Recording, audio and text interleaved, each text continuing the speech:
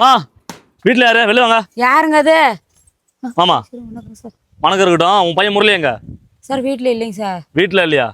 மா உன் பையன் கோவில் திருவிழா நடந்த கலவரத்தில் உன் பையன் தான் முக்கிய குற்றவாளின்னு சொல்லி பாதிக்கப்பட்டவங்க கேஸ் கொடுத்துருக்காங்க. சார் அப்படிப்பட்ட பையன் இல்லைங்க சார். என் பையன் அப்படி நம்ம ஆள் இல்லை சார். யாராவது வேண்டாம் கொடுத்துருப்பாங்க சார். நீங்க யாருப்பா?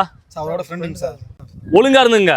ஒழுங்கா வந்தா ஸ்டேஷன் சண்டரா சொல்லுங்க. சார் வேணாங்க சார். அரிய பையன் மா சார். ஸ்டேஷன்ல சொல்லுவாங்க பையனா. டேய் என்னடா இப்படி சொல்றாங்க? எங்கடா போயிட்டு அந்த பையன்? ஏன்டா இப்படி பண்றான்? என்னடா இப்படி பேசுறாங்க? நான் ஒரு ராசி இல்லாதவன்.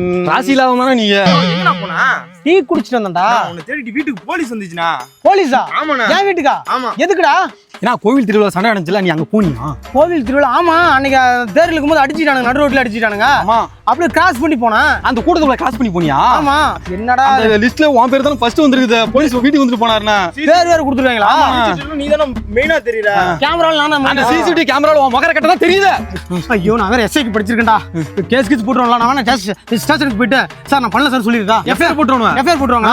என்னடா பண்றது? டேய் நான் சும்மா கிராஸ் ஆனடா. கிராஸ் ஆனவங்க மேல வேடிக்கை பார்த்தவங்க கேஸ போட்டு இந்த மாதிரி பண்ணா எப்படிடா? ஊருக்கு எத்தனை பேர் இந்த மாதிரி கேஸ்ல மாட்டி தலைமறைவா இருக்கானுன்னு தெரியலையே. கடவுளே காப்பாத்திறானே. என்ன பண்றது? நீ போடா, நீ மலைப்பக்கம் ஒதுங்கடா. நம்ம கட்சிக்காரங்க வச்சு நான் ரன் பண்ணி உன்னை எப்படி வெளியே எடுத்துறேன், புரியுதா? நான் எப்ப சொல்றனோ அப்பதான் நீ வர. கேஸ்ல சால்வ் பண்ணி கால் பண்ணுங்க. கண்டிப்பா கால் பண்ண. சாப்பாடு பொட்டலம் கட்டி அனுப்பி விடுறா. சரி போ. போய் தொலைனா.